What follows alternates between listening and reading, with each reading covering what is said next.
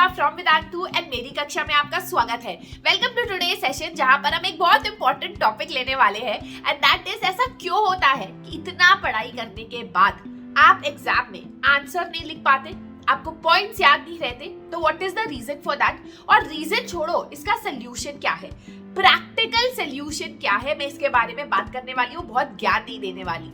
Make sure कि ये छोटा सा जो सेशन होगा 10 मिनट का, इसको आप ध्यान से देखो, क्योंकि अगर आपने ये नहीं समझा ना तो आपके 10 घंटे के पढ़ाई का कोई भी फायदा नहीं है। अगर आपने ये स्ट्रैटेजी फॉलो नहीं की तो कोई फायदा ही नहीं है पढ़ाई करने का।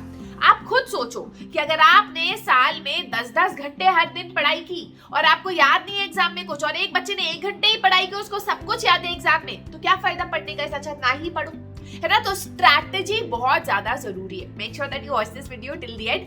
अच्छा लगे तो वीडियो को लाइक जरूर करना, चैनल को सब्सक्राइब जरूर करना, बिकॉज इस चैनल पे हम आपके लिए ऐसी और भी वीडियोस लाते रहते हैं along with academic videos, and share this video with your friends. चलो शुरू करते हैं। Alright, now guys, why do we forget what we have studied during exam? इसके काफी सारे रीजंस हो सकते हैं। पहला रीजन ये होता है यूजुअली कि आप जो हो काफी पैनिक क्रिएट कर देते हो। एक पैनिक होता है एग्जाम का। आपको एग्जामिनेशन के एटमॉस्फेयर में आंसर लिखने की आपने हैबिट नहीं बनाई होती है। साल में 1 या 2 बार ये एग्जाम लिखते हो, फाइनल एग्जाम्स, राइट। तो उस पैनिक में आपका ब्रेन ऑटोमेटिकली इस तरीके से काम करता है कि वो आपको सिर्फ इंपॉर्टेंट चीजें याद रखता है, जैसे सर्वाइव कैसे करते हैं, सांस कैसे लेते हैं, पानी पीना है, right. That's how our brain is function, right. तो आपकी जो ये जो इंफॉर्मेशन वाला जो पार्ट ऑफ द ब्रेन है वो उसको उसके ऊपर एक तरीके का अमावस्या छा जाती है ना। तो आपको कुछ याद नहीं रहता। तो the first thing that you need to do is that जब आप एग्जाम की प्रिपरेशन करो तो थोड़ा सा 1-2 बार अपने आप को 3 घंटे एक जगह पे रख के मॉक पेपर दो। This is a way to ensure कि एग्जामिनेशन एटमॉस्फेयर में आपको लिखना आता हो, तो वो पैनिक कम होगा। कुछ बेसिक चीजें बताती हूँ स्ट्रैटेजी में जाने से पहले कि एग्जाम से 1 दिन पहले टाइम पे सो, टाइम पे उठो, पहले से अपना बैग बना के रखो, पहले से अपना पेंसिल बॉक्स बना के रखो। All of this will ensure कि पैनिक आपको नहीं होगा और आप आराम से अपना एग्जाम दे पाओगे।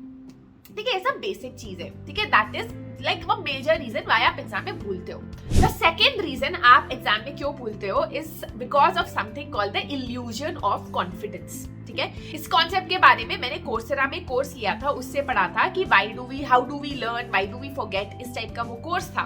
तो उसमें इल्यूजन ऑफ कॉन्फिडेंस के बारे में बता रखा था कि जब हम कुछ पढ़ते हैं और उसको बार बार पढ़ते हैं तो हमको एक इल्यूजन होता है, एक धोखा होता है कॉन्फिडेंस का कि हमें ये चैप्टर आता है। ठीक है, अब उस धोखे की वजह से जब हम एग्जामिनेशन में जाते हैं फुल्ली कॉन्फिडेंट और क्वेश्चन हमारे सामने आता है तो हमें उस धोखे का पता चलता है कि यार पढ़ा तो सब कुछ था पर हमें कुछ याद नहीं है। ऐसा क्यों होता है? क्योंकि हम अपने ब्रेन को ट्रेन करते हैं to read and put everything inside the brain, to read and put everything inside the brain. अब ब्रेन के अंदर तो सारी इंफॉर्मेशन चली गई बट हमने एक्टिव रिकॉल नहीं किया, मतलब जो हमने याद किया उसको इंफॉर्मेशन को निकालने की भी ट्रेनिंग हमें होनी चाहिए। अब फॉर एग्जाम्पल अगर आपने rise of nationalism in Europe का बाल्कन क्राइसिस पढ़ा है, 10 बार पढ़ा है, अब क्वेश्चन आपको पूछा गया है बाल्कन क्राइसिस के बारे में बताओ, पढ़ा तो है बट उस इंफॉर्मेशन को इतने बड़े ब्रेन से कहां पर रखा है, निकालने की ट्रेनिंग, वो वाली न्यूरल जो पाथवेज है उसको हमने एक्टिवेट नहीं किया, है ना।